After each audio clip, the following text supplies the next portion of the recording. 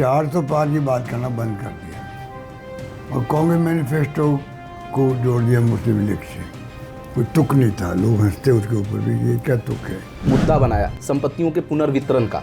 क्या आप लोगों को लगा कि ये कुछ गलत हो गया या गलत मैसेजिंग इससे जा सकता है? ये जो गिग वर्कर एक्ट बना, राजस्थान सरकार ने बनाया है, ऐसा हिंदुस्तान में हर राज्य में बने और दुनिया के मुल्कों में बनना चाहिए। तो कह रहा मतलब करीब करीब दुनिया में ये पहले एक्ट नहीं होगा, ऐसा मेरा मानना है। ये कांग्रेस की गारंटी बनाम मोदी की गारंटी है, इसको कैसे देखते हैं? इंडिया गठबंधन का माहौल है, ये मैं कह सकता हूँ आपको। और ये 400 के पार के वादे तो ख़त्म हो जाएंगे,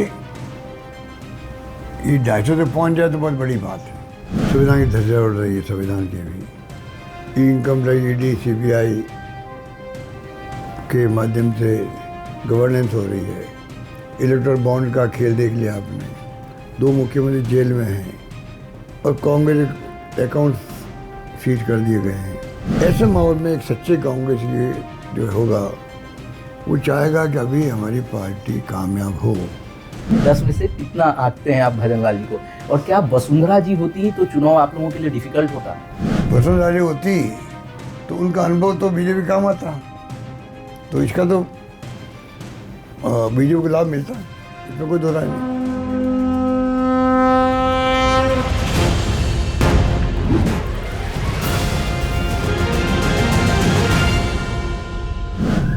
नमस्ते, लाइव हिंदुस्तान में आपका स्वागत है। आज मेरे साथ है बहुत खास मेहमान, राजस्थान के पूर्व मुख्यमंत्री अशोक गहलोत जी। राजस्थान में चुनाव खत्म हो चुका है, पर चुनाव पे चर्चा, असली चर्चा जो होती है वो चुनाव खत्म होने के बाद, वोटिंग खत्म होने के बाद होती है, क्योंकि उसके बाद चिंतन का वक्त होता है, उसके बाद आत्ममंथन का वक्त होता है। तो हम अशोक गहलोत जी से समझेंगे और जानने की कोशिश करेंगे कि राजस्थान का चुनाव कैसा रहा, कांग्रेस की क्या संभावनाएं हैं और बीजेपी कैसा प्रदर्शन कर रही है। नमस्ते गहलोत जी। ये बताइए कि आप, चुनाव खत्म हो चुका है, आपने करीब करीब पूरे प्रदेश का दौरा किया, क्या माहौल क्या है, जमीन पे क्या माहौल है? अच्छा माहौल है। नहीं, मतलब अच्छा माहौल है। कांग्रेस का कैसा माहौल है? आपकी क्या मतलब, आप एक नेता हैं, नेता के साथ आप एक पॉलिटिकल एक्सपर्ट भी हैं, हर नेता एक पॉलिटिकल एक्सपर्ट होता है, तो आपका क्या आकलन है? मैं कह रहा हूँ कि अच्छा माहौल है। जनता में बीजेपी वाले जो अगली बार 400 पार कहते थे ना, वो कहना बंद कर दिया उन्होंने। ये उनकी स्थिति बन गई है। पहले राउंड के बाद में फर्स्ट फेज जो हुआ है 19 तारीख को हुआ था। 12 चुनाव हुए थे हमारे यहाँ लोकसभा के। सेकेंड फेज 13 चुनाव हुए हैं 26 को। पहले फेज के बाद में पूरे कंट्री में जो माहौल बना है, फीडबैक मिला होगा बीजेपी वालों को भी, तो 400 पार की बात करना बंद कर दिया और कांग्रेस मैनिफेस्टो को जोड़ दिया मुस्लिम लीग से। कोई तुक नहीं था, लोग हंसते उसके ऊपर भी, ये क्या तुक है। बल्कि फ़ायदा हो गया कांग्रेस को कि लोग मैनिफेस्टो बहुत कम देखते थे, तो सबने डाउनलोड किया, भाई ऐसा क्या है, ऐसा क्या, ऐसा क्या है। तो ये मैं कह सकता हूँ कि बीतू की बात करी प्रधानमंत्री जी ने कि मुस्लिम लीग का मैनिफेस्टो आ गया। उससे काम नहीं चला तो बाद में आ गए कि आप तो ये जो मंगलसूत्र आपका है और सब एक्सरे होगा घरों के अंदर और सारा धन संपत्ति आपकी बांट दी जाएगी उन लोगों जो ज़्यादा बच्चे पैदा करते हैं। मतलब कहने मतलब कि इनडायरेक्ट रूप में इन्होंने इसको पॉलराइज करने की चुनाव प्रयास किया, उस पर वो कामयाब नहीं हो रहे इस बार। नहीं, लेकिन ठीक है कि चुनाव के दौरान अतिरेक बातें होती हैं, पक्ष से भी विपक्ष से भी बढ़ा चढ़ाकर बातें होती हैं, पर क्या ऐसा लगता है कि जैसे कांग्रेस के घोषणा पत्र में एक असमानता, गरीबी के स्तर पर तो था ही ना, कि हम उसको, उस खाई को पाटने की कोशिश करेंगे। क्या आप लोगों को ऐसा लगा बाद में, जिस तरह से प्रधानमंत्री ने उसको मुद्दा बनाया संपत्तियों के पुनर्वितरण का, क्या आप लोगों को लगा कि ये कुछ गलत हो गया या गलत मैसेजिंग इससे जा सकता है? बिल्कुल नहीं, बल्कि मैनिफेस्टो को लोग पढ़ते हैं, अब समझते हैं। और मैनिफेस्टो वास्तव में ऐतिहासिक है। जो राहुल गांधी की जो यात्रा थी ना, दोनों यात्रा है, न्याय यात्रा और भारत जोड़ो यात्रा, उसमें जो फीडबैक मिला और उनका सिस्टम भी था, मैं खुद भी गया यात्रा में, तो दोपहर को हर बार हर दिन एक ग्रुप से मिलते थे वो, जो समस्या लेके आते थे अपनी। जैसे गिग वर्कर्स एक्ट मैंने बनाया जयपुर में, राजस्थान बनाया हमने गिग वर्कर्स का एक्ट, दुनिया में पहला बना था वो। दुनिया का मैं इसलिए कह रहा हूँ, जब बना तो एक आर्टिकल आया न्यूयॉर्क टाइम्स के अंदर कि ये जो गिग वर्कर एक्ट बना राजस्थान सरकार ने बनाया है, ऐसा हिंदुस्तान में हर राज्य में बने और दुनिया के मुल्कों में बनना चाहिए। तो कह रहा मतलब करीब करीब दुनिया में ये पहले एक्ट नहीं होगा, ऐसा मेरा मानना है। उस एक्ट में क्या ऐसी बात थी सर? ये जो बिखरे हुए लोग नया जो पैदा हो गया आजकल, ये जोमेटो और अच्छा, उबर ओला, मतलब ऑनलाइन कंपनियां जो काम करते हैं ना, ये लाखों लोग हो गए हिंदुस्तान में, दुनिया में, और इनकी कोई सिक्योरिटी नहीं है। अच्छा, जब चाहे उनको निकाल दो नौकरी से। ये अगर अपना लोन लेके टैक्सी ले और ओला में लगा दिया, हमारा 20 टैक्सी लगा दी, आपको हटा दिया वापस, तो कोई सिक्योरिटी नहीं थी उनकी। अब हमने एक्ट बनाया यहाँ पे, वही एक्ट हमारे AICTE के मैनिफेस्टो में भी प्रॉमिस की गई है, गिग वर्कर एक्ट बनेगा। एग्जाम्पल दे रहा हूँ आपको जी। 25 लाख का बीमा हमने कहा है यहाँ पर लागू था हेल्थ के लिए। 25 लाख बीमा का प्रॉमिस किया गया है AICTE मैनिफेस्टो के अंदर। श्रम रोजगार मैंने कहा था, हमने यहाँ चालू कर दिया है, वो उन्होंने उसको भी सम्मिलित किया है। हमारी कई स्कीमों को हमारे 25 गारंटियों में आई है, कांग्रेस की 25 गारंटियों में शामिल की गई है। अच्छा, ये कांग्रेस की गारंटी बनाम मोदी की गारंटी है, इसको कैसे देखते हैं? मतलब कांग्रेस की गारंटी, मोदी की गारंटी को आप कैसे, मतलब overall as a political commentator, political कार्यकर्ता कैसे रीड करते हैं? देखिए, मोदी जी का कोई विश्लेषण करे तो 14 के अंदर जो गारंटी दी थी इन्होंने, वही गारंटी थी। काला धन लेके आऊँगा, 15 लाख रुपए खाते में रहेंगे, बाद में वो जुमला हो गया, मान लो जुमला ही मान लेते एक प्रकार से।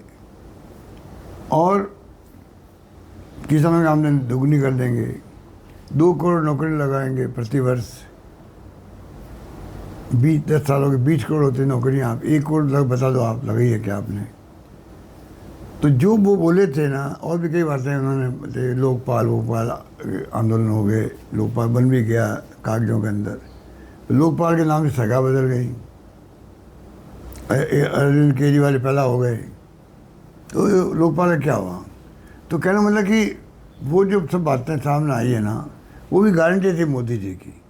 अब मोदी जी की गारंटी और कांग्रेस की गारंटी में फ़र्क है। देखो, ठीक है, मुझे लगता है कि इस बार पब्लिक का मूड जो है ना, वो कांग्रेस की गारंटी पर ज़्यादा विश्वास कर रहे हैं, इसीलिए मूड बदल रहा है। पूरे कंट्री में इंडिया गठबंधन का माहौल है, ये मैं कह सकता हूँ आपको। और ये 400 के पार ये बातें तो ख़त्म हो जाएंगे, ये 250 तक पहुँच जाए तो बहुत बड़ी बात है। आप कह रहे हैं बीजेपी अकेले 250 पहुँच जाए तो बड़ी बात है। राहुल गांधी कह रहे थे कि 150 नहीं पार करेंगे। नहीं, मैंने कहा ना 250 पहुँच बहुत बड़ी बात है। अच्छा, अपने अरविंद केजरीवाल का जिक्र किया कि लोकपाल के नाम पे एक अरविंद केजरीवाल पैदा हो गए। आप लोगों, दिल्ली में अरविंद लवली जी ने इस्तीफा दिया है और उन्होंने कहा है कि जो हमको ख़त्म करके आए हमने उन्हीं के साथ अलायंस कर लिया। क्या उसको लेके आपकी पार्टी में इतना डिस्कम्फर्ट है? उन्होंने ये भी कहा कि स्टेट यूनिट की बात सुन नहीं रहे हैं केंद्र के नेता।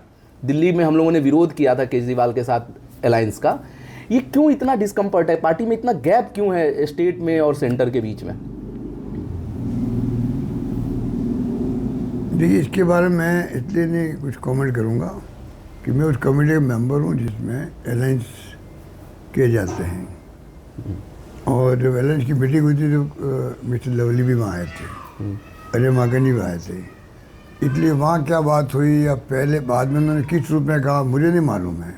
कल लवली जी ने प्रेस कॉन्फ्रेंस करके सारी बातें कही हैं। अब मैंने सुना नहीं, इसलिए मैं उस पर कॉमेंट नहीं करना चाहता कि किस संदर्भ में उन्होंने क्या बात कही है। अच्छा, राजस्थान में आपका एक पूरा, मतलब कुछ दिन पहले चुनाव के बीच का बयान में पढ़ रहा था, आपने कहा था कि इस बार कांग्रेस दहाई का आंकड़ा राजस्थान में आएगी। कौन कौन सी, मतलब एक तो अब चुनाव खत्म हो चुका है, वो चुनाव मुझे लगा पहले और दूसरे फेज के बीच में कहा था आपने, अब चुनाव खत्म हो चुका है, अब का आपका आकलन क्या है? कितनी सीटें राजस्थान में कांग्रेस लेके आएगी? वो मैंने कहा वो डबल डिजिट पर आएगी। Double digit sir, double digit 10 से लेके 25 तक डबल डिजिट है सर। तो मैं चाहता हूँ कि कोई एक डिजिट आप, ठीक है, क्या होता है कि चुनाव खत्म होने के बाद आप लोग भी रिपोर्ट लेते हैं, सब कुछ लेते हैं, तो कुछ अगर आप बता सके कि कुछ हमेशा नई नई बातें, नया नया फीडबैक आता है, तो इसलिए अब कैसे बताएं आपको, बढ़ता ही जाता है। अच्छा, पहले 9-10 की बात थी, 10-11 के आगे मैं कैसे कह सकता हूँ। वो तो 4 तारीख को परिणाम आएंगे तभी देखो एक्चुअल मालूम पड़ेगा। पर माहौल हमारे पक्ष के अंदर, जो सीटें हमारी कमज़ोर थी वो भी कंटेस्ट में आ गई, ये बात मैं कह सकता हूँ। एक आपका एक पुराने बयान की तरफ फिर आपको ले जाऊंगा। आपने एक बार कहा था कि कुछ नेता हैं जो सरकार को अस्थिर करने की कोशिश कर रहे हैं। किसी एक नेता की तरफ आपका इशारा था आपकी पार्टी के। क्या अभी भी वैसी ही स्थिति है आप दोनों के बीच में, या संबंध परस्पर मधुर हुए हैं, बातचीत नियमित होती है? देखिए, वो एक अलग चैप्टर है, उस पर चर्चा तो करना पार्टी इंटरेस्ट में नहीं है। अभी तो आप देख रहे हैं कि असेंबली चुनाव में, कि पार्लियामेंट चुनाव में ये प्रयास करते हैं हम तो कि भाई कोई ऐसा मौका आए नहीं कि पब्लिक में लगे कोई आपस में ना इत्तेफाकी हो। अगर ना इत्तेफाकी होती भी है, मान लो थोड़ी बहुत तो हो ही सकती है, हर स्टेट में हो सकती है, पर हमने बहुत ही उच्च रूप में बिहेव किया कि सब मिलके चुनाव लड़ रहे हैं हम लोग, ये बात। और सब मिलके चुनाव लड़ने का पार्टी के इंटरेस्ट में भी है, देश के इंटरेस्ट में भी है।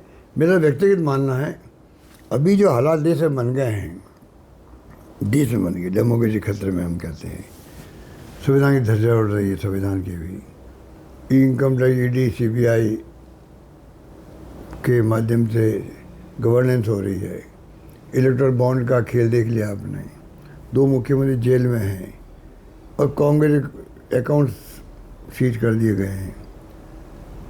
यूएनओ बोल रहा है, अमेरिका बोल रहा है, जर्मनी बोल रहा है, ये क्या तमाशा हो रहा है देश के अंदर। ऐसे माहौल में एक सच्चे कांग्रेस के जो होगा, वो चाहेगा कि अभी हमारी पार्टी कामयाब हो, लाइकिंग डिसलाइकिंग जीरो होनी चाहिए, मेरा मानना है, और मैं उस रूप में चलता हूँ। पर उनका एक बयान आया था अभी कि मैं तो जालौर में, जहां आपके बेटे वैभव जी चुनाव उस बारे में बात करना ही नहीं चाहता। अच्छा, आप उस पर कोई बात नहीं करना चाहते हैं सर। एक ये जो लोकेश शर्मा का जो प्रकरण आया है सर, उस पर ये था कि आपने कहा कि मतलब मुख्यमंत्री कार्यालय में बहुत सारे लोग थे, मैं नहीं जानता। फिर उसके बाद लोकेश शर्मा ने एक अपना आपका पुराना बयान ट्वीट किया कि जब आपने उनका बचाव किया था, तो वो सर अगर पूरा प्रकरण को लेकर अगर आप कंफर्टेबल हो तो कुछ। मैं कुछ समझ में नहीं पा रहा हूँ वो क्यों तो बोले हैं, क्या जरूरत पड़ी उनको बोलने की, मैं समझ नहीं पाया। मैं जितना जानता हूँ कि एमएलए एमपी के हमारे यहाँ पर कभी टेलीफोन सर्विलेंस में नहीं रखे जाते, कभी भी मेरे वक्त में नहीं रखे गए, ये मैं कह सकता हूँ बस। तो मुख्य बात तो उनका यही था कि सर्विलेंस हम करते थे, सीएमओ वाले करते थे, कई नेताओं के नाम लिए। तो एक लाइन में आप समझ रहे जो मैं बोल रहा हूँ कि राजस्थान गवर्नमेंट किसी भी एमएलए एमपी का फ़ोन सर्विलेंस में नहीं रखती है, नहीं रखा है, आप समझ रहे इससे। सर लेकिन उस समय भी 3 साल पहले भी वो ऑडियो टेप वायरल हुआ था, और तब ये कहा गया था कि सोशल मीडिया के जरिए वायरल हुआ है। तो अच्छा नहीं होता कि राजस्थान सरकार उसी समय में जांच करवा लेती, तो आज ये नौबत नहीं पैदा होती कि वो टेप कहाँ से वायरल हुए, कहाँ से लीक हुए, या कहाँ से किसने टेप किया। वो तो टेलीग्राफी एक्ट का उस समय भी दुरुपयोग था, अगर किसी ने प्राइवेट भी किया है तो उस समय आप लोगों ने नहीं सोचा कि इस पर कोई स्टेट गवर्नमेंट को कोई कार्रवाई करनी चाहिए? केस चल रहा वहाँ दिल्ली के अंदर, वो तो शेखावत जी ने फाइल किया है ना। तो केस तो ये है ना, जो मिस्टर शर्मा के खिलाफ जो केस किया है, इसी मुद्दे को लेकर किया है, और उनके खिलाफ यहाँ जांच चल रही है ईसीबी के अंदर। वो अपना वॉइस सैंपल दे नहीं रहे हैं, मिस्टर शेखावत वॉइस सैंपल दे नहीं रहे हैं। शायद हाईकोर्ट ने भी कहा कि वॉइस सैंपल लो इनसे। उसमें उनको शायद राहत नहीं मिल गई है, मुझे लग रहा है राहत मिल गई है ना शायद उनको। नहीं, वो तो संजीवनी का घोटाला है, उस पर राहत मिली, राजस्थान हाईकोर्ट जोधपुर से मिली। यहाँ हाईकोर्ट ने कहा है कि आप वॉइस सैंपल निकल लीजिए, वो दे नहीं रहे अभी तक भी।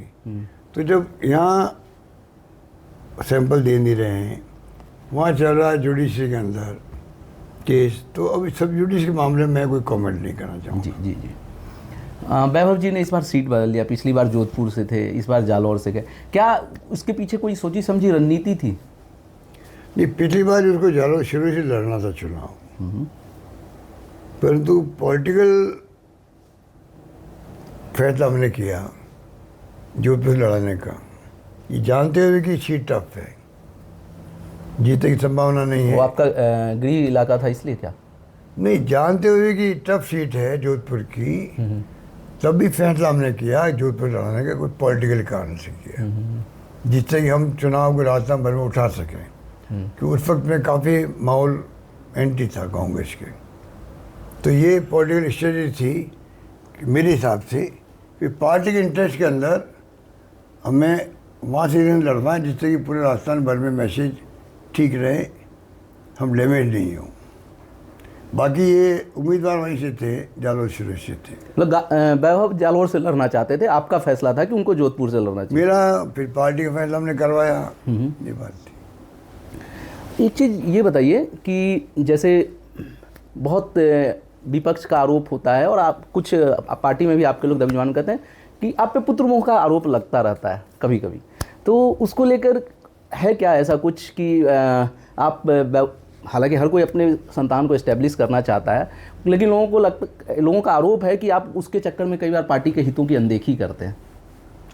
ये तो मैं आपसे सुन रहा हूँ, मैं तो ज़िंदगी में कभी सुना नहीं, और ना कोई पॉलिटिकल इंटरवेंस देश के अंदर एकमात्र मेरे परिवार होगा जहाँ के मुख्यमंत्री और उनके बेटे के बीच में कभी भी कोई ऐसी बात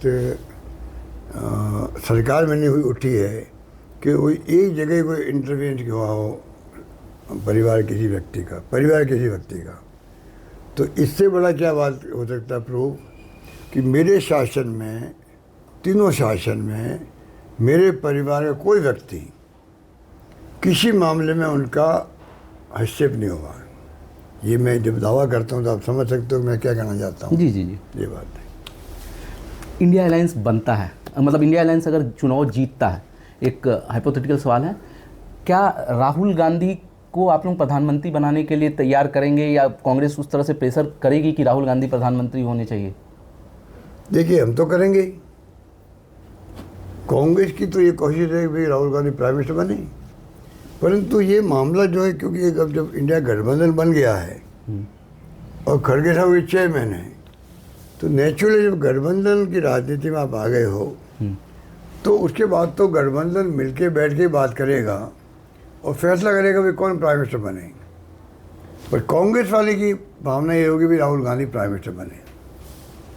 आप पिछले चुनाव में बहुत सक्रिय थे, पार्टी में भी संगठन में बहुत सक्रिय थे, इस बार चुनाव के बाद आप उस तरह से सक्रिय नहीं दिख रहे हैं, जैसे दूसरे राज्यों में प्रचार करते हुए नहीं दिख रहे। कब तक निकलेंगे आप प्रचार करने के लिए?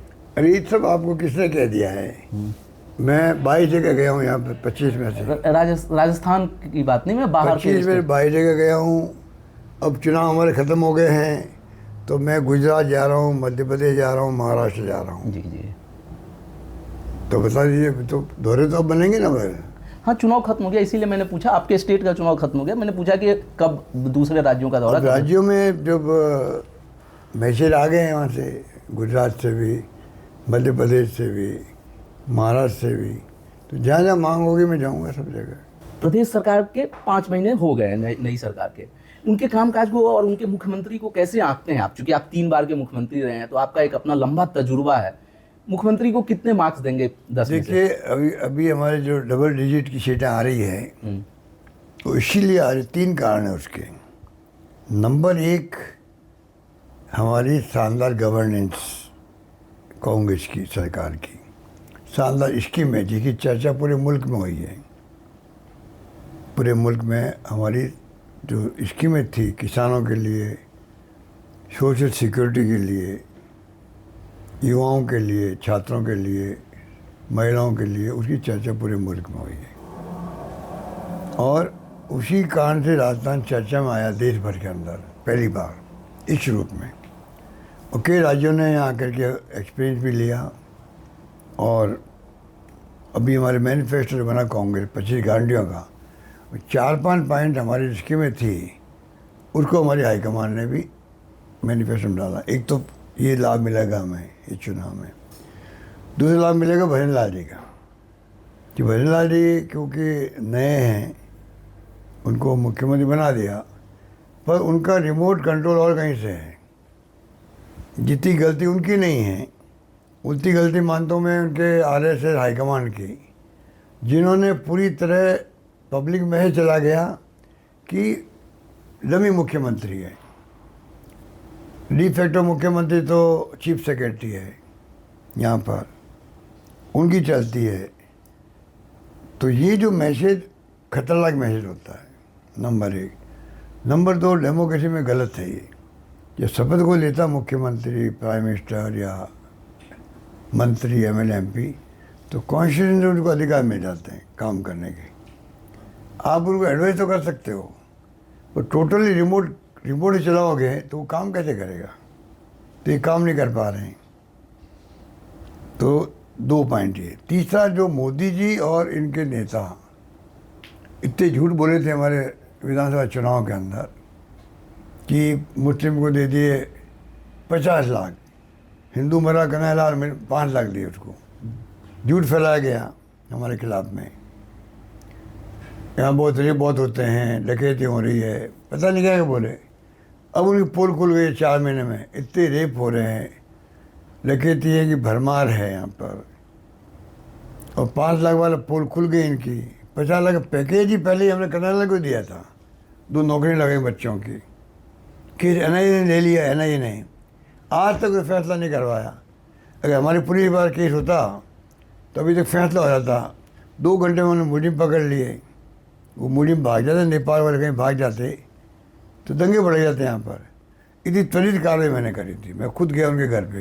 ये बीजेपी नेता सब भाग गए हैदराबाद, कोई मीटिंग थी राष्ट्रीय स्तर की उनकी। यहाँ के नेता प्रतिपक्ष मिस्टर गुलाब कटारिया, यहाँ के चीफ विप राजेंद्र राठौड़ और लोग दूसरे नेता थे, वो सब हैदराबाद गए घटना के बाद में भी। उनको रुकना चाहिए था क्योंकि दंगा भड़कने की पूरी संभावना थी। तो ये इस प्रकार झूठ बोल के चुनाव जीत गए, उसका फ़ायदा हमें इसमें मिल रहा अभी पार्लियामेंट के अंदर। 3 बातों का फ़ायदा हमें मिल रहा, इसलिए हम डबल डिजिट की बात करते हैं। नहीं सर, एक सवाल मैंने पूछा था कि 10 में से कितना आंकते हैं आप भजनलाल जी को, और क्या वसुंधरा जी होती तो चुनाव आप लोगों के लिए डिफिकल्ट होता? देखो, वसुंधरा होती तो वसुंधरा जी का तो अनुभव था ही है। वसुंधरा जी होती तो उनका अनुभव तो बीजेपी काम आता, तो इसका तो बीजेपी को लाभ मिलता, इसमें कोई दो राय नहीं।